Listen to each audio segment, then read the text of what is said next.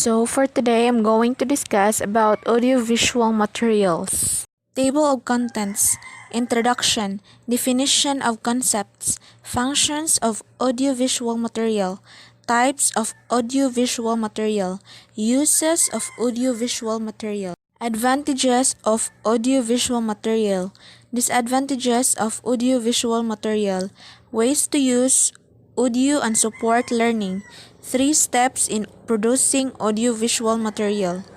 Introduction. Audiovisual materials are the most complete resources for teachers.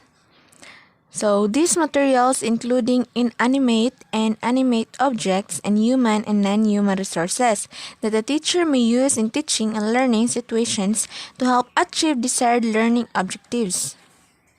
So next is the enhance the learning experience. Enhance the learning experience, it refers to any interaction, course, program, or other experience in which learning takes place, whether it occurs in traditional academic settings, schools, classrooms, or non-traditional settings like outside of school locations, outdoor environments, or whether it includes traditional educational interactions like students learning from teachers and professors, or non-traditional interaction, students learning through games and interactive software applications, because students may learn in a wide variety of settings and ways. The term is often used as a more accurate, preferred, or inclusive alternative to terms such as course, for example, that have more limited or conventional connotations. Definition of concepts. First is the audio materials. So, it is the tools to convey information through sounds, like recordings, telelecture, radio, sound films, telephones, and etc. The second definition of concept is the visual material. It is the tools to convey information through sight. So visual materials are those materials which we see and can be understood by observing the visual aspects of any object. They include projected material slide, film strips, film, illustrated books, chart, picture, maps, globes, atlas, poster, models, drawings, and cartoons. The third definition of concepts is the audiovisual material. It is a combination of both sight and sound. This may include television, film, motion picture, videotapes, printed materials with recorded sound and demonstration. The fourth definition of concept is the audio. It refers to the sounds reproduced by a computer. In computers, audio is the sound system that comes with or can be added to a computer. Sound or audio is important because it engages audiences, it helps deliver information, it increases the production value, it evokes emotional responses, it emphasizes what's on the screen, and is used to indicate mood. The fifth definition of concepts is the video. Video is the electronic medium for recording.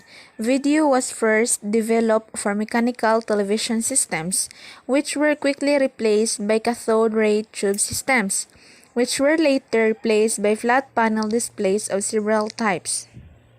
Functions of audiovisual material. First is the documentation activities. Documentation activities is where all the activities should documented. Take for example, sometimes teachers should take pictures using their phone of what activities they're doing inside the classroom. It's just like a proofs. To foster oral communication. Foster oral communication, it is when the teacher asks the students about their understanding of the topic and share it to the class. Types of audiovisual material. First is the audio media. Recordings. This may come in cassettes or CDs. Recordings, it is the traditional way of listening where we use the cassettes and CDs by listening musics and dramas. Next is the radio broadcast. Transmission of radio programs. Radio broadcast, it is when the DJs or reporters announce good information or report some news about what's happening in our society. The second type of audiovisual material is the visual media. Under the visual media, first is the bulletin board. Bulletin board is to display information to a board. Bulletin boards is usually we can see this in school. In education department, we saw those information or announcement like the list of top students, lost and found things, and some important announcements. Posters. Posters is to displaying information using text and pictures. So, posters, we also see these posters in school. This may include a posters of Nutrition Month, Buwan ng Wika, Science and Math Month, Teacher's Day, and many more. Types of audiovisual materials is audiovisual media. Under the audiovisual media is the motion picture video. So motion picture videos is the sound mixed with motion images. So these materials has the sounds that mix with motion images like animated movies. Next is the films. So films is the large sequence of animated scenes and sounds. So films like motion pictures videos is also a films because of animated movies that has sounds. This may include Moana, Osmosis Jones, and many more. Uses of audiovisual materials. First is to stimulate interest and emphasize.